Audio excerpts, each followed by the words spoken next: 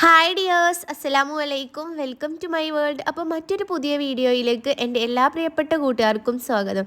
ഇന്നത്തെ വീഡിയോ ഒരു പാസ്തൻ്റെ റെസിപ്പിയാണ് കേട്ടോ ഞാൻ കാണിക്കുന്നത്. മുമ്പൊരു പ്രാവശ്യം ഞാൻ പാസ്ത കഴിച്ചിട്ടുണ്ടെന്നുണ്ടെങ്കിലും അന്നത്തെ പാസ്തൻ്റെ ഷേപ്പിന് വ്യത്യാസം ഉണ്ടായിരുന്നു കേട്ടോ.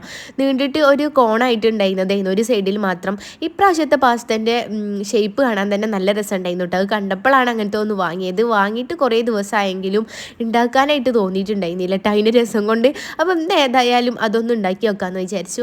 അപ്പോൾ ഞാനിതാ ഫസ്റ്റ് ഒരു പാത്രത്തിലേക്ക് കുറച്ച് വെള്ളം, അതിലേക്ക് കുറച്ച് സൺഫ്ലവർ ഓയിലും ആവശ്യത്തിന് ഉപ്പും കൂടെ ചേർത്തിട്ട് ആ പാസ്ത ഒന്ന് വേവിക്കാനായിട്ട് ഇട്ടിട്ടുണ്ട്. അതൊന്ന് വെന്ത് ഊറ്റി മാറ്റി വെച്ചതിന് ശേഷം ഇനി ഞാനിതാ ഒരു പാനിലേക്ക് കുറച്ച് ബട്ടർ ഇട്ടെടുത്തിട്ട് അതിലേക്ക് ഇതാ കുറച്ച് വെളുത്തുള്ളി ഇട്ടിട്ട് നന്നായിട്ടൊന്ന് മൂപ്പിച്ചെടുക്കുന്നുണ്ട്. ഇനി ഇതാ കുറച്ച് വെജിറ്റബിൾസും കൂടെ ആഡ് ചെയ്യുന്നുണ്ട് കേട്ടോ. വേറെ ഒന്നുമല്ല, ക്യാരറ്റ്, ഉള്ളി, ക്യാപ്സിക്കം ആണ് ചേർത്ത് കൊടുക്കുന്നത് കേട്ടോ.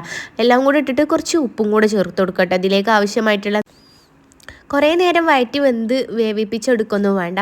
അപ്പോൾ അതൊന്ന് ആയി വരുന്നതിൻ്റെ കൂട്ടത്തിൽ തന്നെ അടുത്തടുത്ത് വേമയും ചെയ്തെടുക്കുക കേട്ടോ. അപ്പോൾ ഇതിനൊക്കെ ഒരു പരിമം വേവുമെന്നാണ് എനിക്ക് തോന്നുന്നത്. വെന്തിട്ടുണ്ടായിരുന്നു കേട്ടോ.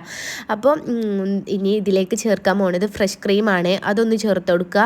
ഇനി അതിന് ശേഷം കുറച്ച് പാലും കൂടെ ചേർക്കണം കേട്ടോ.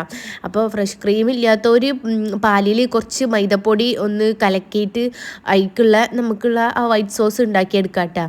ഒരു പാലിലേക്ക് മൈദപ്പൊടി ഒന്ന് കലക്കിയെടുത്താൽ മതി. അപ്പോൾ നമുക്കിപ്പോൾ ഫ്രഷ് ക്രീം ഉണ്ടായതുകൊണ്ട് ഞാൻ അത് ഇട്ടെടുത്തു എന്നുള്ളൂ. ഇനി ഇതാ കുറച്ച് പാലും കൂടെ ഒഴിച്ചു കൊടുക്കുന്നുണ്ട്. ഇനി ഇതിലേക്ക് നമ്മൾ പൊടിയായിട്ട് ചേർക്കണത് ചില്ലി ഫ്ലേക്സ് ഉണ്ടെങ്കിൽ അത് ചേർത്ത് കൊടുക്കുക. ഇവിടെ അതില്ലാത്തതുകൊണ്ട് അത് ചേർക്കണേ. അപ്പോൾ പിന്നെ എരിവിൻ്റെ കാര്യം ഒന്നാമതുണ്ട് കേട്ടോ. കുറച്ച് മാത്രം നോക്കിയിട്ട് ഞാൻ കുരുമുളക് പൊടി ഒരു ലേശം ഇട്ടിട്ടുള്ളൂ കേട്ടോ. പിന്നെ ഞങ്ങൾ കഴിക്കാനിലേക്കാണ് വേറെ ഞങ്ങൾ കുരുമുളക് പൊടി മിക്സ് ചെയ്തത്. ഇത് കുട്ടികൾക്കും കൂടെ കൊടുക്കാനുള്ളതായതുകൊണ്ട് എരിവ് വരുമോ എന്ന് വിചാരിച്ചിട്ട് ലേശം മാത്രമേ ചേർത്തിട്ടുള്ളൂ. പിന്നെ ഒറിഗാനും കൂടെ ചേർത്തു. എന്നിട്ട് നന്നായിട്ടൊന്ന് മിക്സ് ചെയ്തിട്ട് നമ്മൾ വേവിച്ച് മാറ്റി വെച്ചിട്ടുള്ള നമ്മളെ പാസ്തയും കൂടെ അതിലേക്ക് ഇട്ടിട്ട് നന്നായിട്ടൊന്ന് മിക്സ് ചെയ്തു. പിന്നെ കുട്ടികൾക്ക് കൊടുക്കാനുള്ളതായതുകൊണ്ട് ഒന്നും കൂടെ ടേസ്റ്റ് ആയിക്കോട്ടെ എന്ന് വിചാരിച്ചിട്ട് ലാസ്റ്റ് ഞാൻ മിക്സ് ചെയ്യൽ കഴിഞ്ഞിട്ട് കുറച്ച് ടൊമാറ്റോ സോസും കൂടെ ഒന്ന് ഒഴിച്ചു കൊടുക്കുന്നുണ്ട് കേട്ടോ. അതൊക്കെ അതിന് കുപ്പിയിലുണ്ടായിട്ടില്ല, ഉള്ളത് ഞാൻ അങ്ങനെ കുത്തിത്തൂക്കി അതിക്കൊക്കെ കൂടെ ആക്കി കൊടുത്തിട്ടുണ്ട്.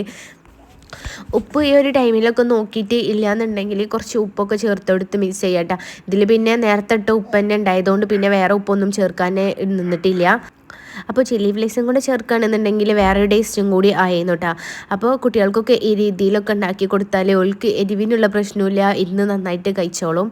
അപ്പോൾ ഇതാ നമ്മൾ പാത്രത്തിലേക്കൊക്കെ ഇത് വിളമ്പിയിട്ട് എല്ലാവരും കൂടി ഇരുന്ന് കഴിക്കാനായിട്ട് പോവാണ് കേട്ടോ. ഇതിപ്പോൾ വിളമ്പണത് നമുക്ക് ഫോട്ടോ എടുക്കാനും അങ്ങനെ ഒക്കെ കാര്യങ്ങൾക്ക് വേണ്ടിയിട്ടാണ്.